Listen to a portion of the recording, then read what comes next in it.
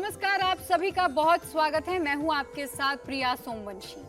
आप सभी दर्शकों को मेरी और इंडिया टीवी के पूरे परिवार की ओर से दीपावली की हार्दिक शुभकामनाएं। दीपावली का त्योहार है और अब से कुछ ही देर के बाद हम सब मिलकर दीपोत्सव मनाने वाले हैं। लेकिन मन में बार बार एक सवाल है कि दिए लगाने का क्रम क्या होना चाहिए, कहाँ दीपक लगाना चाहिए, पहले कहाँ लगाएं, बाद में दिया कहाँ जलाएं। ऐसे ही कई सवालों के जवाब देने के लिए आज हमारे साथ हैं आचार्य इंदु प्रकाश मिश्रा जी। आचार्य जी, आपका बहुत बहुत स्वागत है। तो आचार्य जी, आजकल देखिए हर जगह हम जब दीपक लगाते हैं तो इलेक्ट्रॉनिक लाइट्स अब इसकी जगह ले चुकी हैं। दीपक कम हो गया है, अब लाइटिंग ज्यादा होने लगी है, लेकिन फिर भी जो दियों का अपना ही आकर्षण है वो अलग है। जहां तक बात है मिट्टी के दीपक की, तो इसके बारे में आचार्य जी मैं आपसे ये जानना चाहती हूँ कि दिए कैसे होने चाहिए, दिशा क्या होनी चाहिए। बिल्कुल, हम ज्योतिर्विज्ञान की जब चर्चा करते हैं, ज्योतिष की चर्चा करते हैं, तो किसी भी स्थिति का जवाब देने के लिए, यानी कि दिए कितने होने चाहिए, किस दिशा में होने चाहिए, दिए का तत्व अग्नि है। अग्नि मंगल से देखी जाती है। जिस समय दीपक जलाना है उस समय की जनपत्रिका क्या कहती है, अब हम उसके बारे में चर्चा कर लेते हैं। तो प्राप्ते च वृषभ लग्ने, लग्ने से सप्तमे गते, वृष लग्न हो, लग्न का स्वामी लग्न से सातवें चला जाए। बुध शुक्र समायुक्तो, समायुक्तो सूर्य चंद्रश्च, एकादशे संस्थिते राहु च, पंचमे केतुर्गते, तृतीये संस्थिते भौम, नीच राशि गतैव च, तृतीये संस्थिते भौम, मेषे संस्थिते तथा मेष पर विराजमान मंगल अपनी नीच राशि में पराक्रम भाव में स्थित। तो अब दियों का महत्व और भी बढ़ जाता है। किस दिशा में दीपक लगाएंगे, किस राशि वाले किस तेल का दीपक जलाएंगे, ये अत्यंत महत्वपूर्ण हो जाता है।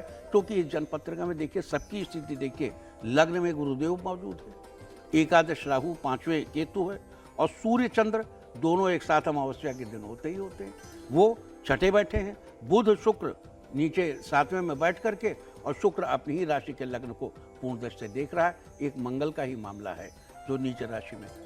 तो अब मंगल जो अग्नि तत्व का मामला है, वो किस दिए मतलब दीपक किस तेल का होना चाहिए, किस राशि वाले को कितने जलाने चाहिए, किस दिशा में जलाने चाहिए, क्या करना चाहिए, क्या नहीं करना चाहिए, ये सारी चीजें इंपॉर्टेंट हो जाती हैं।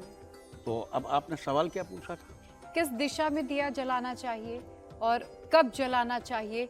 साथ ही ये भी आचार्य जी मैं आपसे समझना चाहूंगी, जैसे आपने बताया कि घी का दीपक जलाना चाहिए, तेल का दीपक जलाना चाहिए, किस तेल का दीपक जलाना चाहिए। बहुत सुंदर सुंदर सवाल हैं, एक साथ कई सवाल हैं और सारे सवाल सुंदर हैं। और इन तमाम सुंदर सवालों के बीच एक बेहतरीन जवाब, दीपक तो केवल सरसों के तेल का ही होगा, लेकिन साथ ही हर राशि के अपने ग्रह स्थिति के मुताबिक क्या तिल के तेल में दीपक जला सकते हैं। जी हाँ, इस सब की चर्चा हम करेंगे राशिवार।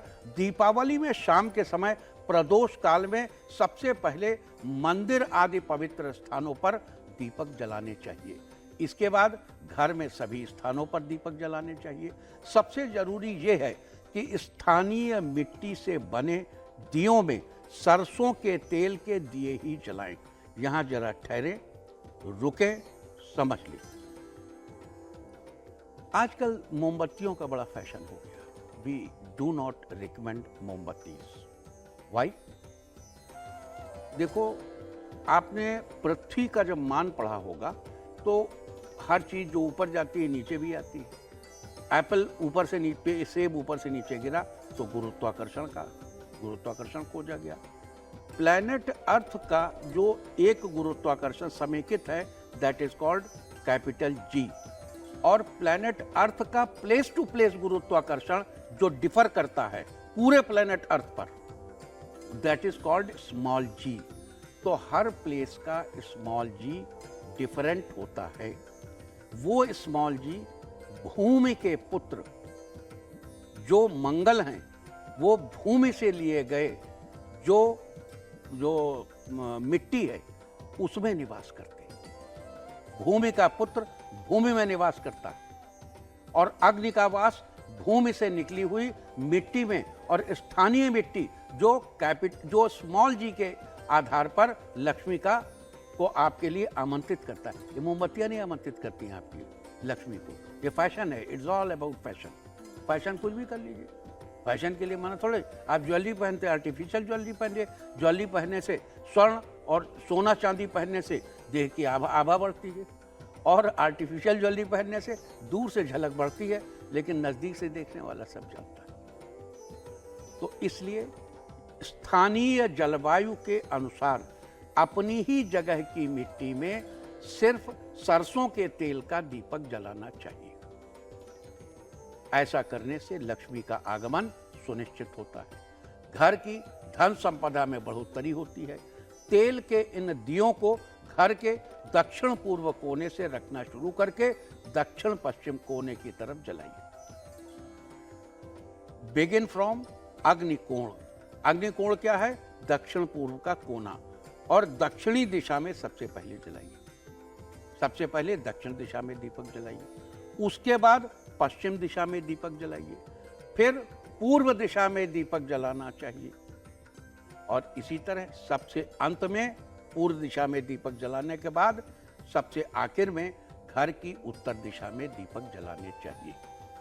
आपको बता दूं कि सबसे ज्यादा दीपक दक्षिण दिशा में रखने चाहिए, उससे कम दीपक पश्चिम दिशा में रखने चाहिए, उससे भी कम दीपक पूर्व दिशा में रखने चाहिए, और सबसे कम दीपक उत्तर दिशा में रखने चाहिए।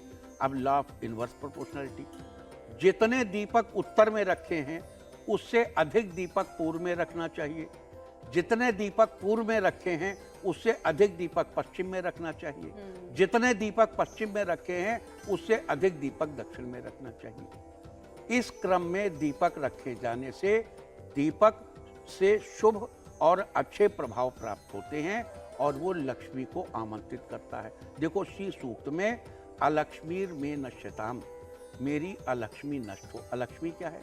घर में कीड़े मकोड़े सब भुनभुना रहे हैं। अब अभी बरसात का मौसम था तो तमाम कीड़े मकोड़े हो गए। अभी जब सरसों के तेल का दीपक जलेगा सब नष्ट हो जाएंगे। तो अलक्ष्मीर में नश्यताम, जो हमारी गंदगी बाहर हो जाएगी।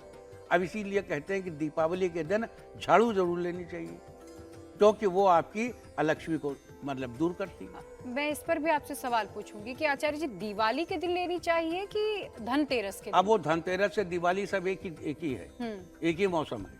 धनतेरस के दिन लेते बहुत अच्छी बात है, मतलब दिवाली के दिन, मतलब दिवाली के मौसम में। नॉर्मली धनतेरस को ही लेते लोग। तो आचार्य जी ने अभी हमें समझाया कि दीपक किस दिशा में लगाना शुरू करना चाहिए और किस दिशा में सबसे कम दीपक होना चाहिए, किस दिशा में सबसे ज्यादा दीपक होना चाहिए। लेकिन आचार्य जी, दर्शकों के मन में एक सवाल ये जरूर उठ रहा होगा कि यही क्रम दीपक जलाने का क्यों होना चाहिए?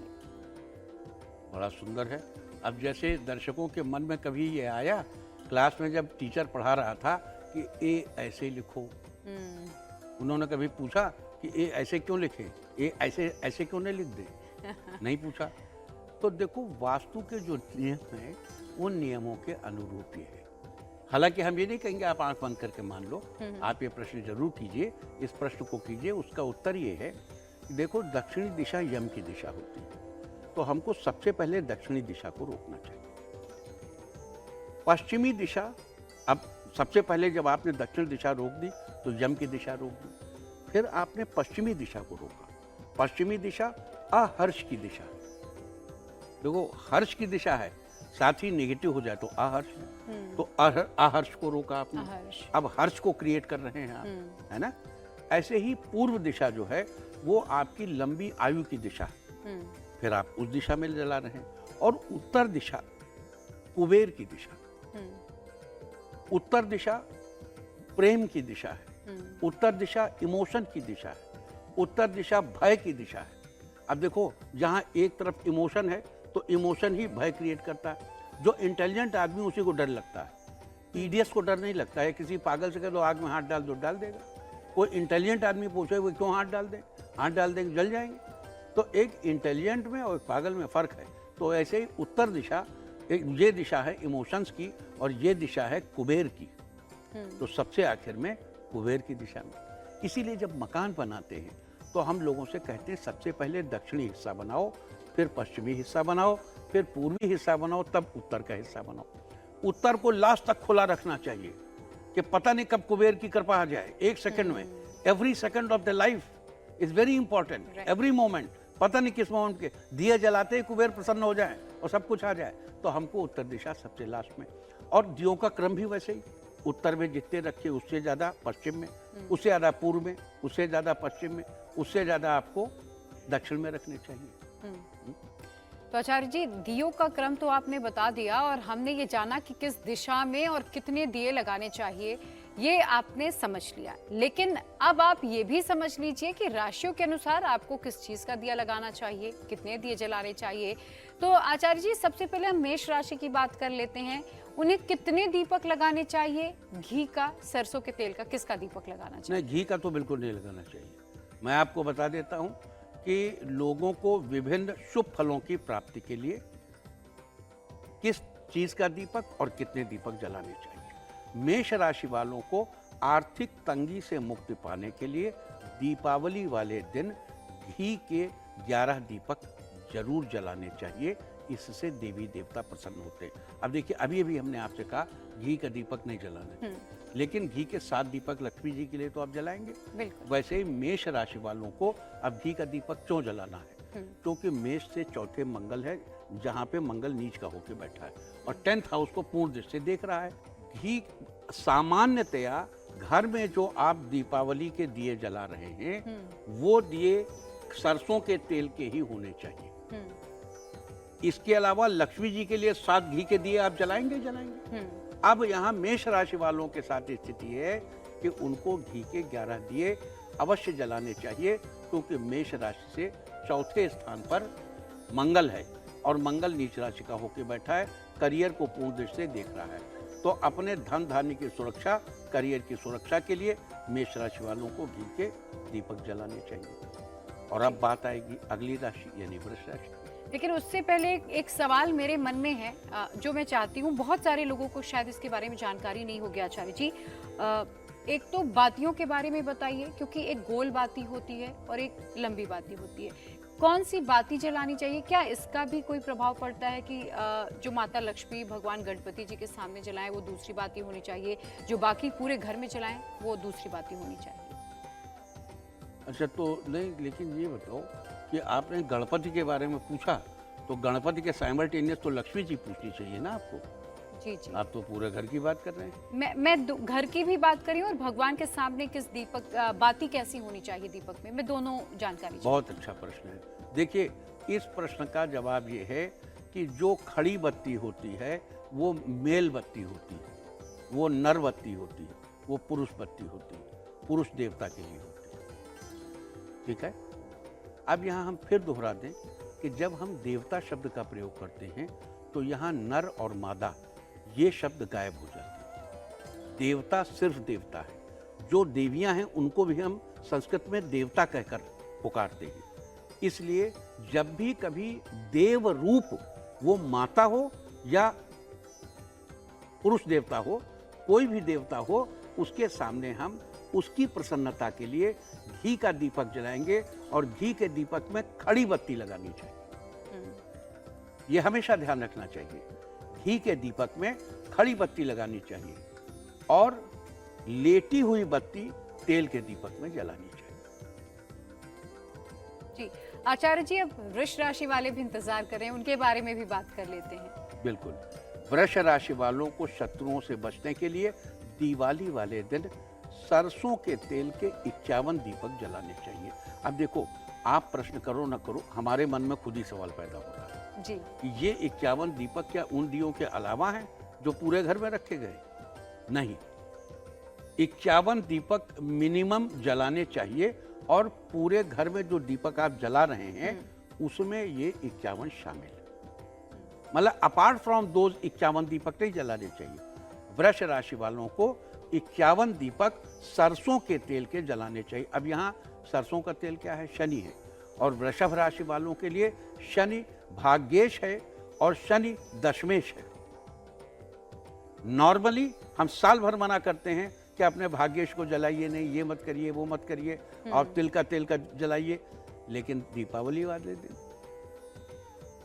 केवल आपकी शरण चाहिए, अन्यथा शरणम नास्ति। एक आपकी शरण चाहिए, आपके लिए सब कुछ समर्पित है। तो 51 दीपक सरसों के तेल के वृष राशि वालों को अवश्य जलाने चाहिए। इससे उनके सौभाग्य का उदय होगा, इससे उन्हें माता लक्ष्मी की प्राप्ति होगी, उनके घर में धन धान्य और उनके घर में विजय, सदैव विजय की धुंध भी बजती रहेगी।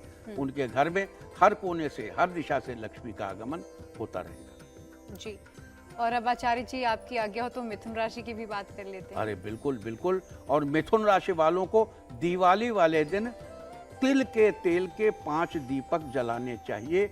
इससे शनि ग्रह संबंधी समस्याओं से मुक्ति मिलेगी। अब देखो, तिल के तेल के 5 दीपक आपने जलाए, लेकिन बाकी घर में जो दीपक आप जलाएंगे वो सरसों के तेल के ही होंगे। पूरे घर में सरसों के तेल के दीपक जलाइए, लेकिन आपको 5 दीपक तिल के तेल के जरूर जलाने चाहिए। ऐसा आपको अवश्य करना चाहिए।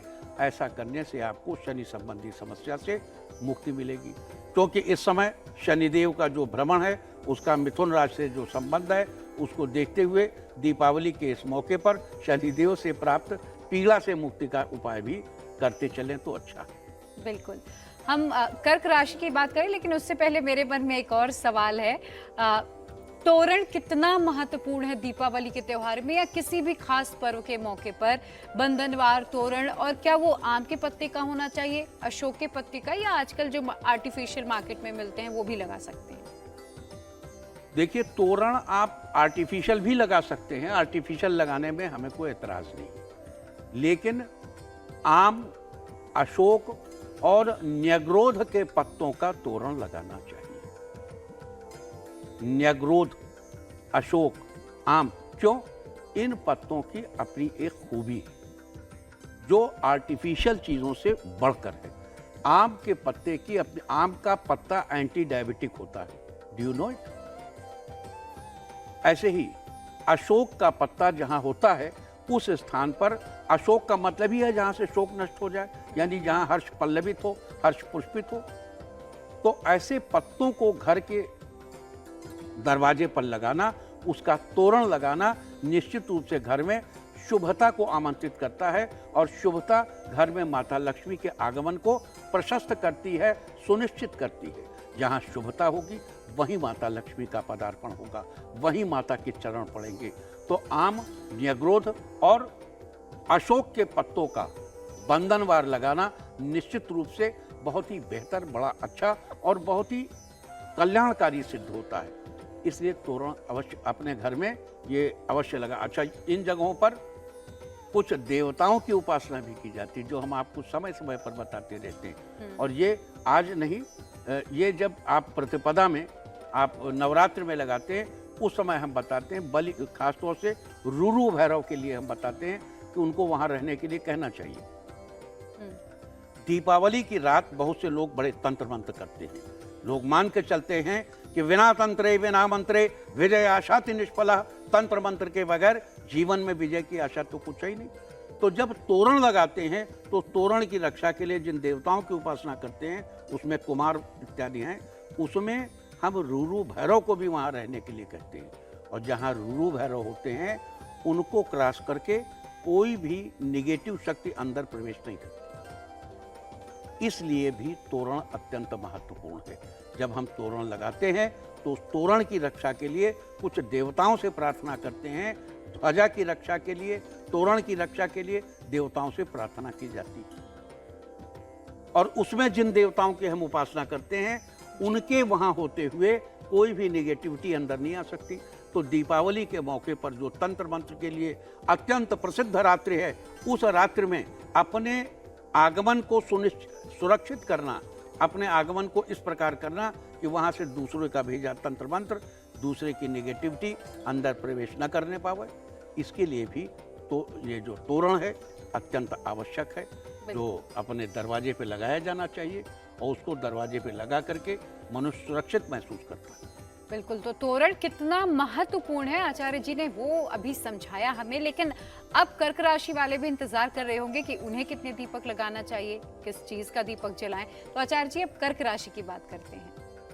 कर्क राशि वालों के लिए महुए का तेल बड़ा इंपॉर्टेंट है। कर्क राशि वालों को दीपावली यानी 31 अक्टूबर 2024 को महुए के तेल का एक दीपक जरूर जलाना चाहिए। इससे आपके जीवन साथी की आयु लंबी होगी। अच्छा, इस समय हमको एक बात याद आई जी। कि हमने महुए के तेल के दीपक कहा, तो वैसे तब से हम दीपक की बात कर रहे हैं जी। लेकिन ये याद नहीं आ रहा, जो लोग कह रहे हैं कि 1 नवंबर को दिवाली मनानी चाहिए, तो दिवाली तो अमावस तो शाम तक ही है, तो रात में दीपक किस चीज के लिए जलाएंगे वो? बिल्कुल। और दिन में तो दिया जला नहीं सकते। हाँ। तो दीपक जलाने के लिए तो रात चाहिए, बिल्कुल। और रात 31 की रात ही अमावस है। तो हम कर्क राशि के बारे में बात कर रहे थे, लेकिन महुए के तेल का ही दीपक क्यों जलाना चाहिए? क्या इनके इसका- ग्रहों की स्थिति के ग्रहों की स्थिति जो के ग्रहों लिए? की स्थिति है उसको देखते हुए महुए के तेल का दीपक जलाना ही श्रेयस्कर है। और अब चर्चा करते हैं सिंह राशि की। अगर आपकी अनुमति हो तो हम सिंह राशि की बात बिल्कुल आचार्य जी। सिंह राशि वालों को राहु और केतु ग्रहों की दशा को शांत करने के लिए दीपावली वाले दिन अलसी के तेल के 5 दीपक जलाने चाहिए। अब यहाँ एक बात और कहूँ, वैसे ज्योतिषी के लिए एक नियम है कि ऐसी बात कभी ना कहे जो सामने वाला कर ना पाए। अब देखो, अलसी के तेल तो सबको मिल जाएगा, सब लोग ले आएंगे, लेकिन भाई अगर कांसे के बर्तन में जला सकें, वैसे तो घर में सारे जो जलाने मिट्टी के जलाने, अपनी लोकल मिट्टी का जलाना, स्थानीय मिट्टी का जलाना, क्योंकि आपकी जो लोकल ग्रेविटी है, लोकल फोर्स ऑफ चुंबकीय आकर्षण शक्ति है पृथ्वी की, उससे जो मिट्टी निकली है वही मिट्टी आपके लिए लक्ष्मी को आमंत्रित कर सकती है। तो अलसी के तेल के दीपक तो ये कांसे के बर्तन में अगर जलाएंगे तो ज्यादा फायदा करेगा। बाकी तो आप लोकल अपनी मिट्टी के दीपक जलाइए, अपने स्थान की मिट्टी का दीपक जलाना सर्वश्रेष्ठ है आपके लिए। लेकिन अलसी के तेल के 5 दीपक जलाने के लिए कांसे का बर्तन बड़ा ही शुभ साबित होगा। अगर कांसे के बर्तन में जला सकें तो कहने ही क्या है, लेकिन अगर कांसे का नहीं है तो आप मिट्टी के उसमें जला लीजिए, मिट्टी के दीपक में जला लीजिए, नो प्रॉब्लम, कोई ऐसा नुकसान नहीं। लेकिन जैसे ये अच्छा है, ये उससे भी अच्छा है, ये उससे भी, ये बहुत अच्छा है, तो कांसे के बर्तन में जलाना बहुत अच्छा है और मिट्टी में जलाना अच्छा है।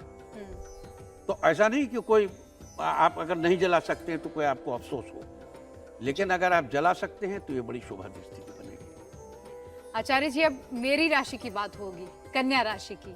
तो देखिए, मैं तो इंतजार कर ही रही थी कि कब मेरी राशि आए, लेकिन जो कन्या राशि के दर्शक हैं बहुत ध्यान से सुनेंगे आपकी बात को। कन्या राशि के लिए क्या उपाय हैं? कन्या राशि वालों को दीपावली वाले दिन बता दें? बिल्कुल आचार्य जी। बता दें भाई, अगर सबकी राय है तो बता देती।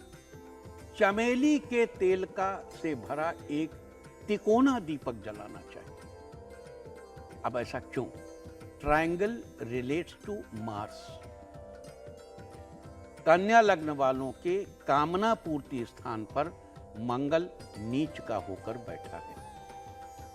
कन्या लग्न में मंगल एकादशेश है। एकादश यानी कामना पूर्ति, यानी आमदनी में अगर मंगल बैठा है तो तिकोना दीपक जलाना है, चमेली के तेल से भरना है। ध्यान रहे, जब हम आपको कहते हैं कि हनुमान जी को सिंदूर, तो क्या कहते हैं? सिंदूर और चमेली का तेल लेकर हनुमान जी को चोला चढ़ाएं। तो कन्या राशि वालों को तिकोना दीपक जलाना चाहिए और चमेली के तेल से भरना चाहिए। इससे आपकी बहुत सी समस्याएं दूर होंगी, मतलब आपकी कामना पूर्ति होगी, आपकी इच्छा पूर्ति में इस वर्ष आ रही बाधाएं नष्ट हो जाएंगी, मीट आउट हो जाएगी वो जरूरत आपको ग्रहों की वजह से क्रिएट हो रही है। और जलाकर उस दीपक को कहाँ रखें? घर में रखें, भगवान के सामने या भगवान के सामने रखें। भगवान के सामने रखें। जी, तो ये तो मेरी राशि की बात हो गई और मैं ये उपाय जरूर करने वाली हूँ अपनी कामनाओं की पूर्ति के लिए। लेकिन अब तुला राशि वालों को अपनी कामनाओं की पूर्ति के लिए क्या करना चाहिए आचार्य जी? तुला राशि वालों को गणेश भगवान की कृपा पाने के लिए दिवाली वाले दिन 3 बत्तियों वाला घी का एक दीपक जरूर जलाना चाहिए। 3 बत्तियों वाला घी का एक दीपक जलाना चाहिए। तुला राशि वालों को 3 बत्तियों वाला घी का दीपक जलाना चाहिए। वैसे तो एकअष्टमे, त्रिष्टमे, पंचष्टमे, सप्तष्टमे, नवमष्टमे, एकादशमे नियम के अनुसार 1, 3, 5, 7, 9, 11 यही अग्नि की संख्या होनी चाहिए। लेकिन अगर 3 बत्तियों वाला घी का दीपक जलाएंगे तो देवता आपसे प्रसन्न होंगे। वैसे भी बता दूं कि तुला राशि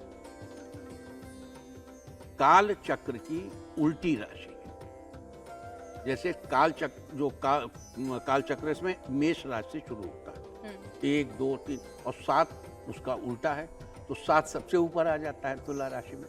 तो इनके लिए कई चीजें वैसे भी उल्टी घटित होती, इसलिए अब तुला राशि में क्या, तुला राशि में जातक से धन सप्तम नायक न करोति न धनम चैव, मतलब तुला राशि वालों के लिए धन और 7वें सेकंड और 7वें मार्केश जो उनका मंगल है, वो मंगल उनके निधन का कारण नहीं बनता। क्यों? क्योंकि तुला राशि में उसकी स्थिति बदल जाती है। अब काल चक्र की जनपत्रिका में मंगल की स्थिति डिफरेंट हो जाती है, इसलिए नहीं होना चाहिए। लेकिन आप 3 बत्ती वाला घी का दीपक जलाएंगे तो आपको विशेष लाभ। अब आचार्य जी वृश्चिक राशि की बात हो जाए। हाँ, हमें यही उम्मीद थी कि अब आप वृश्चिक राशि की चर्चा करेंगे। बिल्कुल। वृश्चिक राशि वालों को दिवाली वाले दिन सरसों के तेल का 4 मुख वाला 5 दीपक जरूर जलाने चाहिए। इससे व्यक्ति के जीवन के सभी कष्ट दूर हो जाते हैं, सभी कष्ट दूर होते हैं। और अब बात करेंगे अगली राशि की, यानी कि धनु राशि की। धनु राशि वालों किसी केस या मुकदमे को जीतने के लिए दीपावली वाले दिन गाय के घी का 5 मुख वाला 5 दीपक जलाना चाहिए। देखिए, ये एक इंपॉर्टेंट बात है। देखिए, दुनिया में सबसे झगड़े चलते रहते हैं। बिल्कुल। अगर किसी का कोई मुकदमा धनु राशि का व्यक्ति है तो उसको 5 मुंह वाले 5 दिए लेने चाहिए और घी डाल करके 5 दीपक उसमें करके जलाने चाहिए और माता के आगे रखना चाहिए। क्योंकि राजद द्वारे महालक्ष्मी विजया सर्वतः स्थिता, दुर्गा कवच क्या कहता है? राजद द्वारे महालक्ष्मी, राजद्वार पे जब सरकारी दरवाजे पे जाओगे तो वहां कौन तुम्हारी रक्षा करेगा? महालक्ष्मी, माता महालक्ष्मी की कृपा ही रक्षा करेगी। इसलिए 5 मुख वाले 5 दीपक देसी घी से भरकर 5-5 दीपक जलाइए।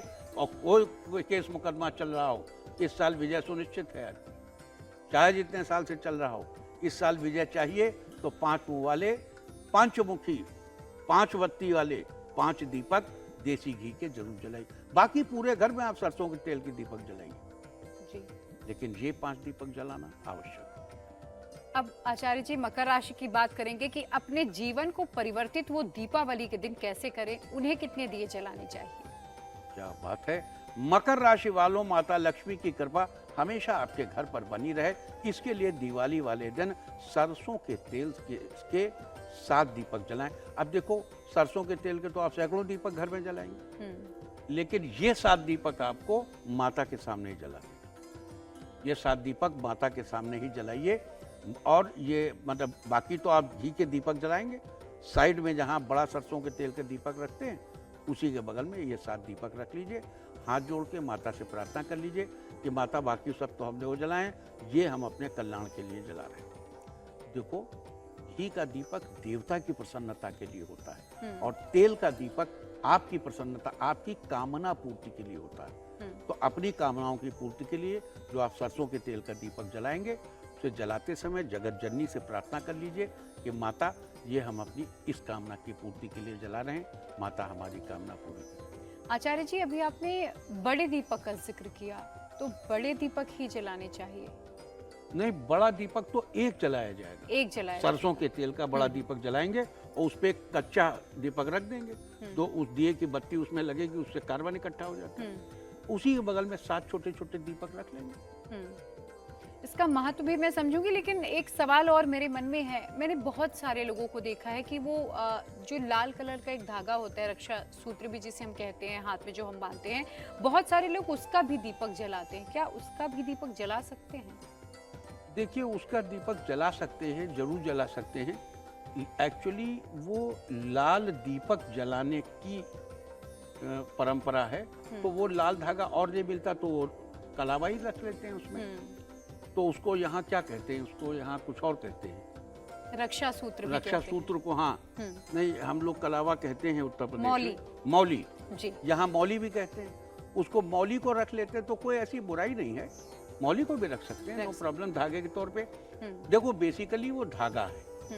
अब हम लोग जैसे तंत्र शास्त्र में फॉर एग्जाम्पल 24 अक्षर का मंत्र है, तो 24 बत्तियां जलाने का विधान था। तो अब उसमें हम लोग क्या करते थे, जैसे एक धागा लिया और उसको 12 बार लपेट लिया ऐसे और कैंची से काट लिया तो 24 हो गए, और उसी को उसमें लगा दिया तो 24 अक्षर हो गए। तो उन अक्षरों से रिलेट कर गया। लेकिन बहुत से लोग ये सब तो समझते नहीं, उनको लगता है कि मौली में कई एक धागे हैं, ये पंडित जी बहुत धागे लपेटते थे। अब तंत्र कोई ऐसी चीज नहीं, मतलब हु महाकाल खोपड़ी हड्डी, ये नहीं होता तंत्र। Tantra to do something, to do religion in a systematic way is called tantra. धर्म को सही ढंग से, एक डिसिप्लिन ढंग से परफॉर्म करना इस तंत्र। तंत्र लेफ्टिस्ट ही नहीं होता, राइटिस्ट भी होता है, दक्षिणवर्ती भी होता है, पुष्टि के लिए भी होता है, अच्छे कामों के लिए भी होता है। तो उन्होंने देखा कि पंडित जी ऐसे कर रहे हैं, हम भी ऐसे कर ले रहे हैं, तो इसलिए बहुत से लोग ऐसे कर लेते, तो उसमें कोई बुराई भी नहीं है। एक से ज्यादा उसमें दीपक मान लिए जाते हैं। अब कुंभ राशि की बात करें, लेकिन उससे पहले मैं छोटे दियों के साथ बड़ा दिया एक हम क्यों जलाते हैं, इसका महत्व भी जानना चाहूंगी आचार्य जी। अब देखो इसके दो जवाब। एक जवाब तो ये है कि हमारी कामनाएं बहुत ढेर सी हैं। माता के लिए तो हम छोटे छोटे दिए जला देते हैं, हमें दिया जलाना है, हम जला रहे हैं, ऐसा भाव। वास्तविकता ये देखो, हमारा ये जो ब्रेन है ना, इसमें एक तो कॉन्शियस है, एक सब कॉन्शियस है, एक नियो कॉन्शियस है, एक इंफ्रा कॉन्शियस है, एक सुपर कॉन्शियस है, एक सुप्रा कॉन्शियस है। लेकिन हमें ये मालूम है कि तेल का दीपक अपनी कामनाओं की पूर्ति के लिए, हमारी इतनी ढेर सी कामनाएं हैं तो हमने एक बड़ा सा तेल का दीपक जला लिया। माता के लिए जलाना था तो छोटे छोटे दीपक रख दिए साथ। बस यही हमारी जो दिमागी चालाकी है, ये उसका नतीजा है, जो ड्यू कोर्स ऑफ इवोल्यूशन में ऐसे डेवलप हो गया। बाकी इसका दूसरा जवाब ये है कि ड्यू कोर्स ऑफ इवोल्यूशन में ऐसा होने की वजह से हम ऐसा करते हैं, ये परंपरा होने के कारण हम ऐसा करते हैं। आचार्य जी, अब अगली राशि की तरफ बढ़ते हैं, कुंभ राशि की बात कर लेते हैं। कुंभ राशि वालों को दीपावली वाले दिन सरसों के तेल के 8 या 12 मुख वाला एक दीपक जलाना चाहिए। अब देखो यहाँ क्लैरिफाई कर दूं, दीपक एक ही रहेगा, उसके मुंह 8 या 12 होने चाहिए। तो अब मान लो उसमें 8 या 12 मुंह वाला दीपक आपको अपने यहाँ ना मिले, तो आप उसमें 8 अलग अलग बत्तियां लगा दीजिए या 12 बत्तियां लगा दीजिए और जला दीजिए उसमें। 8 या 12 मुंह वाला दीपक जलाना चाहिए। अब 8 या 12 मुंह का दीपक नहीं मिले तो एक दीपक लिया, उसमें 8 बत्तियां लगा दी या 12 बत्तियां लगा दी, 12 बत्तियां लगा के उसको जला लिया, हो गया। तो इस राशि के लोगों को 8 या 12 मुंह का दीपक जलाने से भगवान शिव की कृपा पूरे वर्ष आपके ऊपर बनी रहेगी, और भगवान शिव की कृपा से हर हर बम बम का महोच्चार आपके जीवन में निस्दिन प्रातः सायं होता ही रहेगा। और अब बात करेंगे मीन राशि जी। मीन राशि वालों को दिवाली वाले दिन सरसों के तेल के 101 दीपक अवश्य जलाने चाहिए। इससे आपकी आर्थिक स्थिति मजबूत होगी। देखिए, आप ऐसा कर सकते हैं कि आप जो दीपक जला रहे हैं उन्हीं में 101 काउंट कर लीजिए, उन दीपकों को मिलाकर 101 जला लीजिए, है ना। उनको मिला के जितने दीपक हैं उनमें कम से कम 101 जरूर होने चाहिए, उससे ज़्यादा भी हो सकते हैं। देखो, ज़्यादा के लिए कोई मनाही नहीं है, लेकिन उससे कम नहीं होना चाहिए, मिनिमम उतना होना ही चाहिए, ये ध्यान रखना चाहिए। बिल्कुल। तो मीन राशि वालों को 101 दीपक जलाने चाहिए सरसों के तेल की।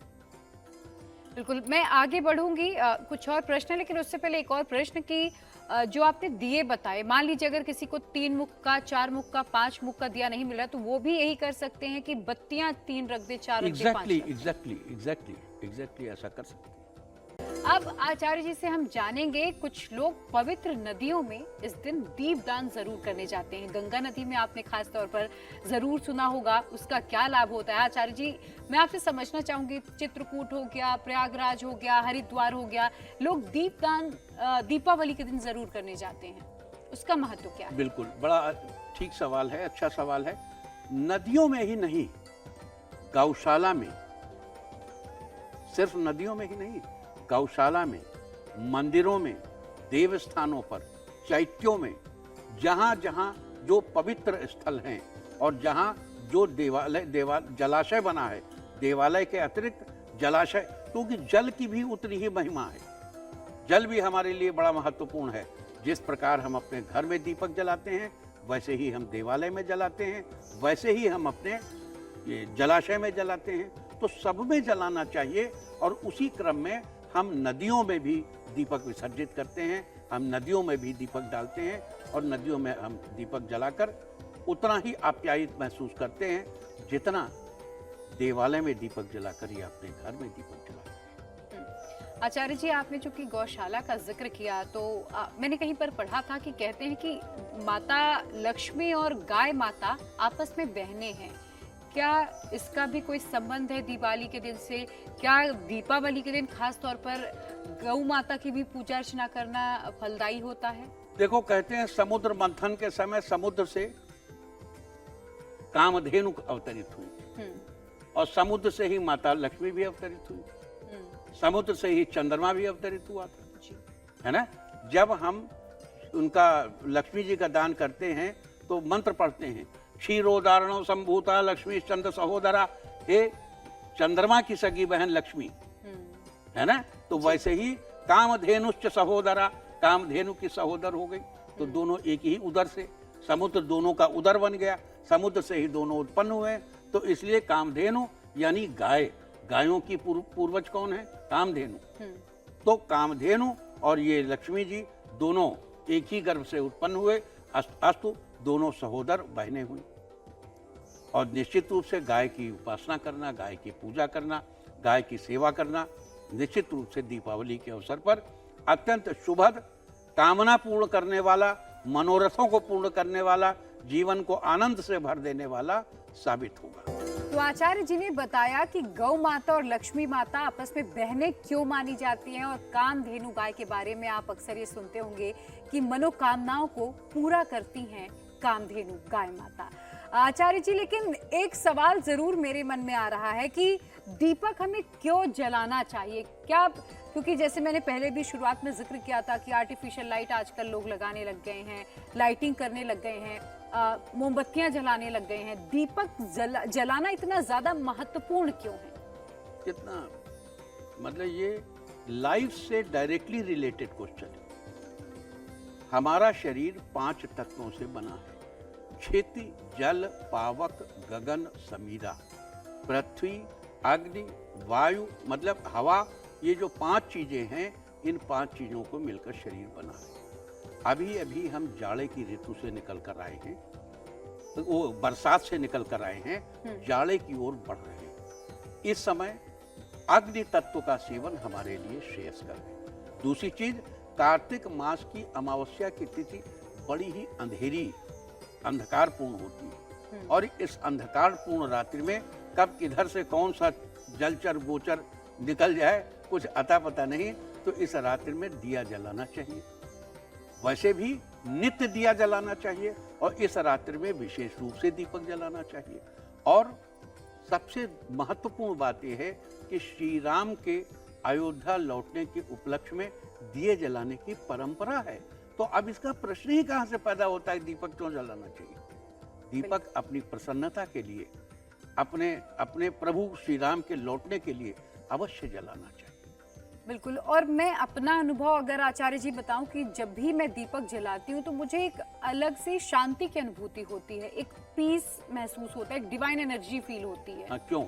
तुम्हारे अंदर फायर एलिमेंट की कमी है, अग्नि तत्व जोश की कमी है। तो इसका मतलब जब दीपक जलाओगी तो अग्नि तत्व पैदा होगा, जोश पैदा होगा, और जब जोश होगा तो पीस महसूस होगी, अच्छा महसूस होगा, शांति महसूस होगी। और वैसे भी दीपक देखो, अग्नि को सभी में श्रेयस्कर माना गया है। बिल्कुल। अग्नि को दूत माना गया है। अग्नि की जो संज्ञा है वो दूत से है, अग्नि दूत है। सभी 5 एलिमेंट्स का दूत है अग्नि। तो अग्नि जो है वो, और दूत का वो माना गया है, इसको पर्यायवाची माना गया है। तो इसलिए अग्नि तो बड़ा ही महत्वपूर्ण तत्व है, और अग्नि को अपने आसपास पाकर हमारा जीवन उल्लास से भर जाता है, प्रसन्नता से भर जाता है, आनंद से भर जाता है ना? बिल्कुल आचार्य जी, तो ये जो लाइफ चेंजिंग उपाय आपने बताए हैं, इन उपायों करके यकीनन हमारे जो दर्शक इस वक्त हमारे साथ जुड़े हुए थे, राशिवार तरीके से आपने एक एक सटीक जानकारी दी है कि कितने दीपक जलाना चाहिए, कब जलाना चाहिए, शुभ मुहूर्त तो आचार्य जी ने आपको बता ही दिया।